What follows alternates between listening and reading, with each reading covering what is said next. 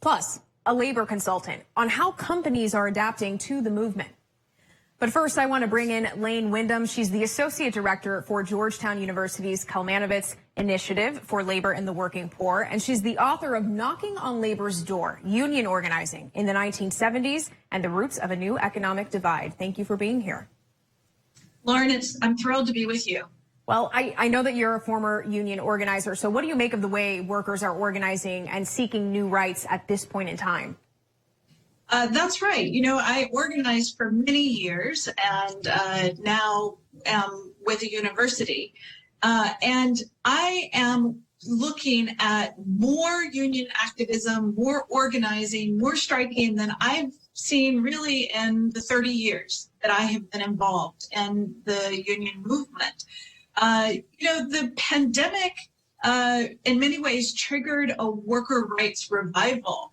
It changed what people are willing to accept from a job and also increased public awareness about how poorly workers have been treated. Workers are voting with their feet and are leaving or refusing to go back to those kinds of bad jobs that have become the norm over the last 30, 40 years. People are just not as willing to accept that anymore. And so, of course, this is what we've been calling the Great Resignation. And I just want to be clear, sometimes the media has called this a labor shortage. I don't think it's a labor shortage. I think it's a wage and worker rights shortage, and there's a difference there. Well, I definitely have a couple of follow-up questions for you on all of that. But the first is, you mentioned the pandemic as being a driver, of what we're seeing right now. But I'm curious, do you think that this is also tied to a younger generation of worker? Because you mentioned it's been 30 years since you've seen something like this. Is that part of what we're seeing? Yes, absolutely. It is. There has been this big uptick since the pandemic, right? But really, we started to see more of the shift starting after the 2008-2009 financial meltdown. The young workers who came into the workforce following that economic meltdown, they were looking at an economy where they weren't going to get good jobs. They weren't going to get good wages. They knew that they were not going to do as well as their parents did. And they have a different attitude towards unions. The most recent Gallup polling shows that public approval of unions is at a historic high, and that's especially true among workers aged 35 and under. 77% say that they're supportive of unions. And so where have we seen this? We've seen this among graduate employees who have been organizing and striking, like at Columbia. We've seen it among Starbucks workers. Many of the workers forming unions at Amazon are young, and many are people of color. And I want to say that this movement in many ways is led by people of color and many women, especially too. Yeah, that's funny you bring that up because I wanted to talk about women. I really remember through the course of the pandemic, we saw this so-called she session, if you will. I had so many interviews about this with millions of women who left the workforce, to take care of kids or parents.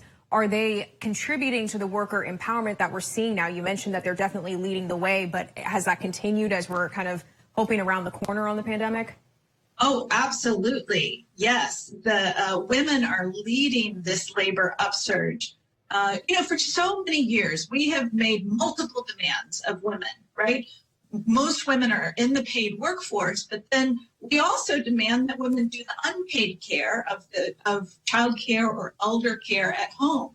Well, here comes the pandemic, the kids are home, and all of a sudden it literally becomes impossible for people to do this balancing act that had been so precarious for many years. And a lot of women just said, you know what, I can't do all of this. And you saw a mass exodus of many women from the workforce. The trends over the last 40 years have been that there have been more and more and more women in the workforce, but it actually began to dip right during the pandemic because so many women did leave, in part because of those multiple demands. And so what we see is that the organizing campaigns like at Amazon, like at Starbucks, like among the graduate employees are often women-led. Do you think that these folks who are taking a stance, is that moving the needle when it comes to, you know, what our labor looks like?